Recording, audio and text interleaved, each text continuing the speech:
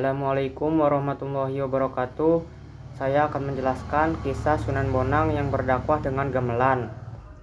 Sunan Bonang adalah salah satu wali songo yang populer dengan cara berdakwahnya. Sunan Bonang lahir pada tahun 1465 dan wafat di usianya 60 tahun atau tepatnya pada tahun 1525. Ayahnya juga merupakan salah satu wali songo yakni Sunan Ampel.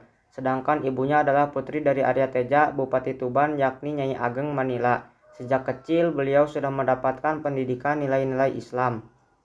Kecerdasan dan keuletannya dalam menuntut ilmu menjadikannya orang yang menguasai banyak hal, mulai dari ilmu fikih, usuluddin, tasawuf, seni, sastra, arsitektur hingga bela diri seperti pencaksilat.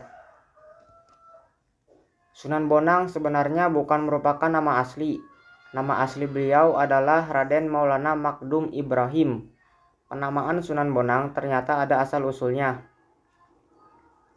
Raden Maulana Makdum Ibrahim yang suka berdakwah dengan menyisipkan unsur seni di dalamnya ini ternyata menciptakan sebuah alat musik tradisional yang terbentuk mirip dengan gong. Hanya saja ukurannya kecil karena hanya seukuran piring saja. Alat musik tersebut kemudian dinamakan dengan nama alat musik bonang. Sekarang masyarakat lebih suka menyebutnya dengan gamelan Jawa. Awalnya alat ini memiliki 6 buah gong kecil yang diletakkan di atas bingkai kayu, tapi sekarang jumlahnya bisa lebih dari 6 karena ada yang mencapai belasan. Dari sinilah beliau mendapatkan nama julukan sebagai Sunan Bonang. Sunan Bonang berdakwah dengan menggunakan musik yang dialunkan lewat gamelan buatannya. Hal ini bukan tanpa alasan. Beliau memilih untuk berdakwah dengan musik supaya mudah diterima oleh masyarakat Jawa pada masa itu, tanpa ada paksaan. Perjalanan berdakwah beliau dimulai dari kota Kediri, Jawa Timur. Saat itu beliau mendirikan sebuah langgar atau musola yang berlokasi di pinggir Sungai Berantas, tepatnya di Desa Singkal. Setelah berdakwah di sana, Sunan Bonang lalu melanjutkan dakwahnya ke Demak, Jawa Tengah. Saat di Demak, beliau tinggal di Desa Bonang. Konon beliau juga mendapatkan julukan sebagai Sunan Bonang karena lama bermukim di desa ini. Untuk berdakwah di Pulau Jawa tentunya tidaklah mudah karena pada masa itu masyarakat Jawa punya adat istiadat yang sangat kental dan kebanyakan masih memegang teguh unsur kejawen. Tapi Sunan Bonang tidak mudah menyerah. Beliau melihat kalau masyarakat Jawa sangat tertarik dengan dunia seni sehingga dari sinilah muncul ide untuk membuat sebuah alat musik yang kemudian dinamakan sebagai musik bonang.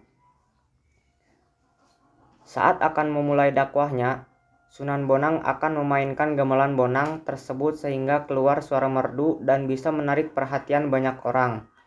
Sambil memainkan alat musik, beliau akan menyanyikan tembang atau lagu yang di dalamnya berisi ajaran-ajaran Islam. Dari sinilah masyarakat setempat lambat laun mulai tertarik untuk mempelajari Islam. Selain dengan menggunakan gamelan tersebut, Sunan Bonang juga sering berdakwah dengan menggunakan wayang. Tentu saja di pertunjukan wayangnya tersebut akan disisipkan cerita dan ajaran Islami di dalamnya. Tahukah kalau ternyata Sunan Bonang ini diduga masih satu kerabat atau memiliki satu garis keturunan yang sama dengan Nabi Muhammad SAW. Hal ini bisa kita ketahui dari silsilah yang menghubungkan garis keturunan Sunan Bonang dengan Nabi Muhammad SAW. Jadi, Sunan Ampel yang merupakan ayah dari Sunan Bonang adalah anak dari Ibrahim As-Samarkandi. Jika ditarik garis keturunannya, maka kita akan menjumpai Husain bin Ali bin Abi Thalib. Ali bin Abi Thalib sendiri merupakan khalifah keempat sekaligus sepupu Nabi Muhammad SAW dan suami dari salah satu putri bungsu Nabi Muhammad SAW, yakni Fatimah Az-Zahra. Selain gamelan, bonang, dan lagu Tombo Ati, Sunan Bonang ternyata juga memiliki sebuah karya sastra yang berjudul Suluk Wujil. Karya sastra ini diakui sebagai salah satu karya sastra terbesar yang ada di Indonesia.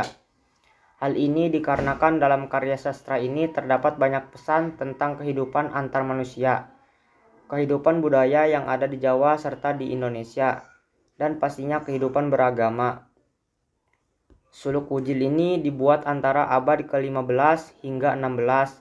Uniknya, karya sastra ini berupa berupa tembang atau lirik lagu. Awalnya suluk Kujil ini disimpan di Universitas Leiden, Belanda, tapi setelah Indonesia merdeka, naskahnya dipindahkan ke Museum Nasional yang kini bernama Perpustakaan Nasional Jakarta. Itulah sejarah singkat mengenai Sunan Bonang yang berdakwah dengan gamelan. Semoga informasi di atas bisa menambah pengetahuan tentang Wali Songo. Sekian dari saya. Wassalamualaikum warahmatullahi wabarakatuh.